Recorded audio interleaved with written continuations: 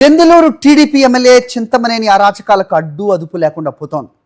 తన అవినీతి అరాచకాలను బయట పెట్టాడన్న కక్షతో సొంత పార్టీ నేత ఇంటి వద్దే వీరంగం సృష్టించాడు. ఏలూరులో అర్ధరాత్రి నానా హంగామా చేశారు. నడి రోడ్డుపై ఊగుతూ అరుస్తూ బీభత్సమే సృష్టించారు. వారం క్రితం ఎమ్మెల్యే చింతమనేనిపై ఏలూరుకు చెందిన టీడీపీ రాష్ట్ర లీగల్ సెల్ ఉపాధ్యక్షుడు శ్రీనివాస్ తీవ్ర ఆరోపణలు చేశారు. చింతమనేని కనుసన్నలలోనే ఇసుక, ల్యాండ్, వైన్ మాఫియా నడుస్తోందని ఆయన ఆరోపణలు చేశారు. దీన్ని జీర్ణించుకోలేని చింతమనేని తన అనుచరులతో కలిసి అర్ధరాత్రి తన సొంత పార్టీ నేత శ్రీనివాస్ ఇంటిపై దాడికి ప్రయత్నించారు. ఇద్దరిలో ఎవరో ఒకరే ఉండాలంటూ పోలీసుల సమక్షంలోనే వార్నింగ్ ఇచ్చారు.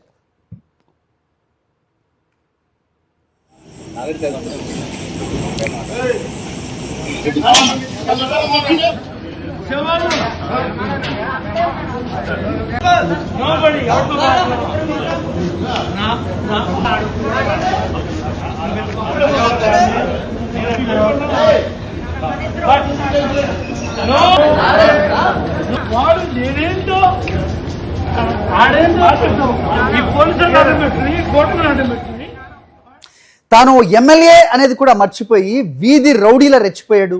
అడ్డుకున్న పోలీసుల పట్ల అనుచితంగా ప్రవర్తించారు. నన్ను ఆపుతారేంట్రా అంటూ ఊగిపోయాడు.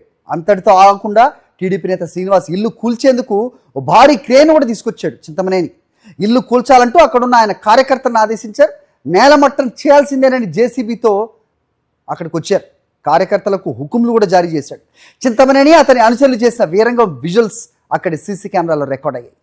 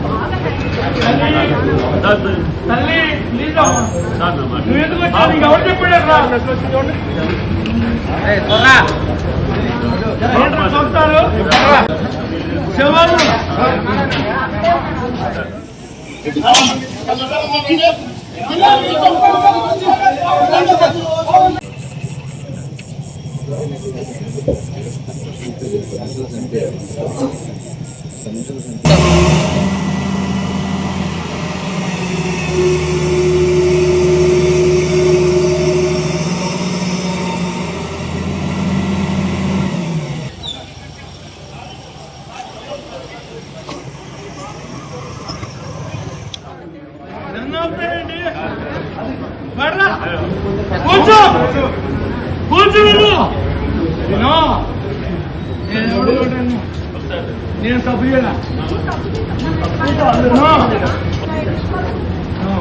వాడు ఇల్లు పూల మట్టలైపోవాలి. నేను మట్టం పట్టే ఉద్దేశం నాకు లేదు. బట్ నేను చాలా మందికి చెప్తున్నా, నా బాధనే నా ఆవేదనే.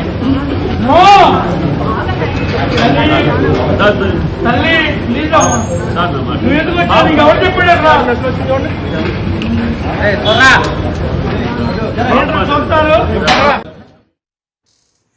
తన అవినీతిని బయటపెట్టినందుకు సొంత పార్టీ నేత శ్రీనివాస్ ఇంటిపై ఎమ్మెల్యే చింతమనేని దౌర్జన్యానికి దిగడంపై సర్వత్రా విమర్శలు వస్తున్నాయి.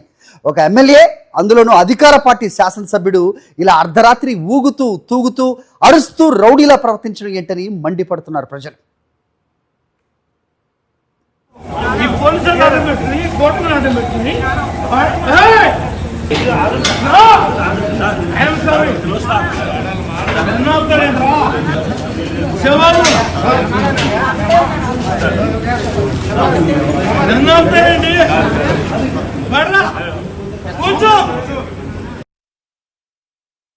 మా దెందులూరు నియోజకవర్గంలో ప్రజాస్వామ్యం కూని అయ్యి వ్యక్తి స్వామ్యం నడుస్తుంది. వ్యవస్థలన్నీ కూడా వ్యక్తి స్వామ్యం చుట్టూ చేరి వ్యక్తి స్వామ్యం ప్రకారం నడుస్తున్నాయి. ఎందుకంటే పోలీసు డిపార్ట్మెంట్ వారు కూడా ఈ మధ్యన డ్రోన్స్ ప్రయోగించి ప్యాకాట్లో కోడిపందాలు ఉంటే పట్టుకోవటం మనం చూస్తున్నాం.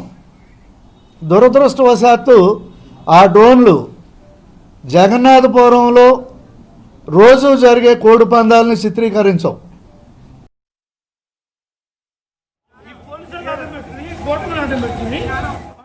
వ్యక్తిగతంగా మాట్లాడటం మాని ఇష్యూ బేస్డ్గా మాట్లాడటం నేర్చుకోండి. ఈ దెందులూరు నియోజకవర్గంలో పట్టిసీమ కాలం మొదలుకొని ప్రభుత్వ ఆస్తులు ఏవి కూడా ఈరోజు ప్రభుత్వం దగ్గర లేవు. అది ఈ నియోజకవర్గ ఎమ్మెల్యే కబంధ హస్తాల్లోకి వెళ్ళిపోయినాయి. రోజుకు 35 డంపర్లతో మట్టి ట్రాన్స్పోర్టేషన్ జరుగుతుంటే అడిగే దిక్కు లేదు. ఎవరన్నా గ్రామాల్లో వాళ్ళ పొలాల్లో వాళ్ళు మట్టి తోలుకుంటే కూడా ఈ ఎమ్మెల్యే సర్టిఫికేట్ కావాల్సి వచ్చే పరిస్థితికి మా నియోజకవర్గం దిగజారిపోయింది. ఈ దెందులూరు నియోజకవర్గంలో తట్టడ మట్టి కావాలంటే ఏ చంద్రమండలం నుండో తెచ్చుకోవాల్సి వచ్చే పరిస్థితికి వచ్చాం. దానికి సంబంధించిన విజువల్స్తో రికార్డుతో మీకు వచ్చే ప్రెస్ మీట్లో నేను అన్నీ కూడా మీ ఎదురుగా బహిర్గతం చేస్తా. రాష్ట్రంలో ప్రజాస్వామ్యం పూర్తిగా కూని అయిపోయినటువంటి పరిస్థితులు చూస్తూ ఉన్నాం. లా అండ్ ఆర్డర్ అయితే పూర్తిగా అట్టికెక్కినట్టుగా అనిపిస్తూ ఉంది. నిన్న రాత్రి ఏలూరులో దెందులూరు నియోజకవర్గంలో జరిగినటువంటి సంఘటనలు చూస్తే అసలు చాలా బాధాకరం. అసలు ఈ రాష్ట్రం ఎటువైపు వెళ్తా ఉంది? అసలు ప్రజలకి వీళ్ళ రక్షణ కల్పించగలుగుతారా? ఎందుకంటే సాక్షాత్తు శాసనసభ్యుడిగా ఉన్నటువంటి వ్యక్తి చింతమనేని ప్రభాకరే తాగేసి ఒళ్ళు తెలియక ఒక ఇంటిపైన దాడి చేయటమా? అది కూడా వాళ్ళ పార్టీకి చెందినటువంటి లీగల్ సెల్కి చెందినటువంటి ఈడుపుగంటి శ్రీనివాస్ అనేటువంటి లాయర్ ఇంటి మీదకి అర్ధరాత్రి దాడి చేసి మొత్తం ఏలూరులోనూ దెందులూరులోనూ భయభ్రాంతులను గురి చేస్తూ రౌడీ మోకలను తీసుకువెళ్ళి అక్కడికి వచ్చినటువంటి పోలీసు వారిని నెట్టేస్తూ అతను వాడినటువంటి బూతులు కానీ అసలు అతను వాడినట్టు పదజాలం చూస్తే నిజంగా ఒక శాసనసభ్యుడిగా అసలు నాకు తెలిసి రాష్ట్ర చరిత్రలో ఎప్పుడూ కూడా ఒక సిట్టింగ్ శాసనసభ్యుడు తాగేసి ఇటువంటి రచ్చ చేసింది ఎప్పుడు ఉండుండదు. ఇదే అసలు ఇంత దారుణమైనటువంటి సంఘటన. రైట్, ప్రస్తుతం దాడికి గురైన ఏడుపుగంటి శ్రీనివాస్ ఇంటి వద్ద మా కరెస్పాండెంట్ రాజు ఉన్నారు, మాట్లాడదాం. రాజు, చెప్పండి, డైరెక్ట్గా జేసీబీ తీసుకొచ్చి ఇల్లు కూల్చేలాగా భయభ్రాంతులకు గురి చేసిన పరిస్థితులు రాత్రి కనిపించాయి. ఓ ఎమ్మెల్యే ఇలా ప్రవర్తించడం అసలు దేశ చరిత్రలో ఎక్కడన్నా ఉందా అంటూ కూడా ప్రశ్నలు వస్తున్న నేపథ్యం. ఏం చెప్తారు శ్రీనివాస్ గారు? ఏంటి మీరు ఇన్పుట్స్? హరి, ప్రధానంగా చూస్తే కనుక దెందులూరు నియోజకవర్గంలో ఎవరైతే ఎమ్మెల్యే ఉన్నారో చింతమనేని అరాచకాలు పరాకాష్ఠకు చేరాయని చెప్పొచ్చు. నిన్న చూస్తే కనుక ఎవరైతే సొంత పార్టీకి సంబంధించినటువంటి లీగల్ సెల్కి సంబంధించినటువంటి లీడర్ ఎవరైతున్నారో ఈడుపుగంటి శ్రీనివాస్ సంబంధించినటువంటి ఇంటిపై కూడా ఇల్లు ధ్వంసం చేయడంతో పాటు ఏకంగా కుటుంబ సభ్యులను హతమార్చాలనేటువంటి కుట్ర కూడా జరిగిందని చెప్పొచ్చు. దీనికి సంబంధించి ఈడుపుగంటి శ్రీనివాస్ సంబంధించిన కుటుంబ సభ్యులు ఉన్నారు, వీరితో మాట్లాడించే ప్రయత్నం చేద్దాం. అమ్మ, చెప్పండి, అసలు రాత్రి ఏం జరిగింది అసలు? నమస్తే అండి, నేను శ్రీనివాస్ బాబు గారు మిస్సెస్ నండి. రాత్రి ఎలా ఉంది మన పరిస్థితి? దెందులూరు కాన్స్టిట్యున్సీ చింతమనేని ప్రభాకర్ అనే వ్యక్తి సుమారు 11 గంటల టైంలో మా ఇంటికి వచ్చి తన అనుచరులు, గోండాలు, జేసీబీలు, డంపర్లతో మా ఇల్లు కూల్చేసి మమ్మల్ని చంపాలని దురాలోచనతో వచ్చి ఆయన ఇష్టం వచ్చినట్టు మాట్లాడి గేట్లు పగలగొట్టి మమ్మల్ని చాలా ఇబ్బంది పరిచారు. ఎలా అనిపించింది ఒకసారి వాతావరణం? చాలా భయంకరంగా అనిపించింది. నిజాయితీగా ఉండే వాళ్ళని బతకనెవరు అనిపించింది. ఎలా ఉంది పరిస్థితి? ఒకసారిగా ఎంతమంది వచ్చి ఉంటారు అసలు? మొత్తం 200 మంది వచ్చి ఉంటారు. ఆయన అనుచరులు, గోండాలు చాలా మంది డంపర్లతో మా ఇల్లు కూల్చి మమ్మల్ని చంపాలని, నన్ను, నా భర్తని, నా కొడుకుని కూడా చంపేస్తాను, ఈ రోజు అంతమందిస్తానని మాట్లాడారు. సుమారు 11 నుంచి 3 గంటల వరకు తర్జన భర్జన జరిగింది. అంత అరాచకం చేస్తే ఆయన్ని మర్యాదగా ఇంటికి పంపించి నా భర్తని, నా కొడుకుని పోలీస్ స్టేషన్లో కూర్చోబెట్టారు. వాళ్ళు ఏం చేస్తారో అనే భయంగా ఉంది నాకు, ఉంది. ఏంటి అంటే మా కాన్స్టిట్యున్సీలో తను చేసే అరాచకాలను బయట పెడుతున్నారనే దుర్బుద్ధితో అట్లా చేస్తున్నాడు ఆయన. అనుకోలా ఇట్లాంటి వాళ్ళు ఉంటారు, అనుకోలా. కానీ వాళ్ళకే బాగుంది. ఆయన్ని రాచమర్యాదలతో ఇంటికి తీసుకెళ్లారు. న్యాయం కోసం పోరాడే నా భర్తని, నా కొడుకుని స్టేషన్లో కూర్చోబెట్టారు. అది ఎంతవరకు న్యాయమో ప్రజలు తెలుసుకోవాలి. సోదరి గారు, చెప్పండి, ఎలా ఉంది పరిస్థితి రాత్రి? చాలా భయంగా ఉందండి.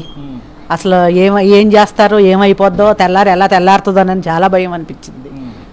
మరి అంత అట్లాగండి చేసేది. అసలు అన్ని గ్రిల్ అన్ని పగలగొట్టేసి జనాలు వచ్చేసి తోసేసుకుని చాలా భయానకరంగా ఉందండి.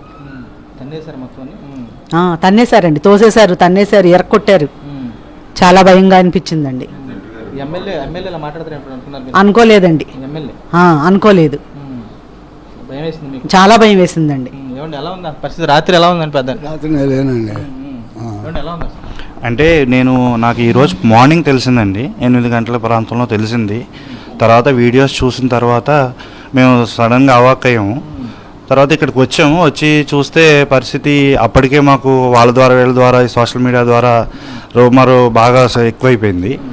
ఒక దెందులూరు కాన్స్టిట్యున్సీకి సంబంధించి ఒక మొదటి వ్యక్తి ఆయనే మద్యం సేవించి ఇష్టం వచ్చినట్లు మాట్లాడి దుర్భాషలాడి, పర్సనల్గా వాళ్ళిద్దరికి ఏమైనా ఉండొచ్చు, కానీ ఒక వ్యక్తిని వచ్చి ఇంటి మీదకి ఆ టైంలో అది రావాల్సిన టైం కాదు, ఆయన డ్యూటీ చేసే టైం కాదు. కోర్స్ ఏదన్నా వాళ్ళ కార్యకర్తకు బాగోలేదు, కొంచెం ఇబ్బందిగా ఉందంటే ఏ టైమైనా వెళ్తారండి ఎమ్మెల్యేలు. కానీ ఒక వ్యక్తిని దుర్భాషలాడి చంపడానికి, ఈ ఇంటిని కూల్చేయాలని ఈ కత్తులు రాడ్లు ఈ ప్రొక్లైన్తో రావటం, ఇంట్లో వాళ్ళ ఇంట్లోనూ ఆడవాళ్ళు ఉంటారు, మన ఇంట్లోనూ ఆడవాళ్ళు ఉంటారు. వాళ్ళు ఎంత భయభ్రాంతులకు గురై ఉంటారు, వాళ్ళకి ఇప్పుడు మానసికంగా వాళ్ళని ఎంతగా హెరాస్మెంట్ చేసి ఉంటారు అనేది ఇప్పుడు మా వదిన గారి మాటలో మీరు ఉన్నారు. అయితే ఇప్పుడు ఆయన తీసుకెళ్లారు వాళ్ళిద్దరిని. మేము మా ఇంటి మీదకు దాడికి వచ్చింది మీరు, మా మనుషుల్ని మీరు తీసుకెళ్ళడానికి మీ అధికారాన్ని ఉపయోగించి దుర్వినియోగం చేశారు. ఇన్ఫ్యాక్ట్ తీసుకెళ్ళి అక్కడ కూర్చోబెట్టడం వల్ల మేము ఎందుకు వెళ్తామండి గొడవకి? మీరు మా దగ్గరికి వచ్చారు గొడవకి, మేము ఎందుకు వెళ్తాం? మమ్మల్ని తీసుకెళ్ళి అక్కడ కూర్చోబెట్టడం వలన మా వదినికి వాళ్ళ అబ్బాయికి నైట్ ఏదైనా జరుగుంటే ఎవరు రెస్పాన్సిబిలిటీ? నేను ఈ మీడియా సాక్షిగా చెప్తున్నాను, ఏ మీడియా అయినా కానివ్వండి, ఒక మనిషిని రక్షించడానికే మీరు ఉన్నారు, మనిషిని వెలుగులో పెట్టడానికి మీరున్నారు. ఇంతకుముందు కూడా మా బ్రదర్ ఏం చేశారు, మీరు చేసిన అరాచకాలన్నీ బయట పెడతాం అనుకున్నారు. మేము ఇంతకుముందు ఆ పార్టీకి చేసిన వాళ్ళమే, ఇర్రెస్పెక్టివ్ ఆఫ్ ది పర్సన్, మేము తెలుగుదేశం పార్టీకి చేసిన వాళ్ళమే. కానీ మా మీదకి ఇప్పుడు మా అన్నయ్య ఒక మంచి రెస్పాన్సిబుల్ పొజిషన్లో ఉన్నారు, ఆయన మీదకే వచ్చారంటే సామాన్యుల మీదకి మీరు ఏం చేస్తారు? ఇది ఇక్కడితోనే ఆగదు కదా. ఇప్పుడు మాలాంటి వాళ్ళని కూడా ఏం చేయగలుగుతాం? ఇప్పుడు రేపొద్దున మేము ఏం చేయగలం? మా మీదకి వస్తే ప్రాణహాని అనేది ఇప్పుడు మీరే చూస్తున్నారు, ఆ వీడియోలో వైరల్ అయినాయి ఎలా ఉన్నాయండి. అందుకు ప్రధానంగా కూడా వీరంతా కూడా ఒకటే స్పష్టంగా కనబడుతుంది. చూస్తే కనుక సొంత పార్టీకి చెందినటువంటి ఎమ్మెల్యే కూడా పూర్తి స్థాయిలో దౌర్జన్యకాండకు తెగబడ్డారు. యథేచ్ఛగా కూడా హత్యాయత్నాన్ని కూడా చేశారని చెప్తున్నారు. పూర్తిగా ఇంటిని కూల్చేయడంతో పాటు ఇక్కడ ఉన్నటువంటి వ్యక్తులను కూడా చంపేస్తామంటూ భయానక వాతావరణం సృష్టించారు. చూస్తే సొంత పార్టీ నేతలకే రక్షణ లేదు, సామాన్యుల పరిస్థితి ఏంటని చెప్పని వీరు కూడా ఆవేదన వ్యక్తం చేసే కూడా కనబడుతుంది. Hari over to studio. Alright Raju. మరిన్ని అప్డేట్స్ కోసం ఛానల్ ను సబ్స్క్రైబ్ చేయండి. నోటిఫికేషన్స్ కోసం బెల్ ఐకాన్ పై క్లిక్ చేయండి.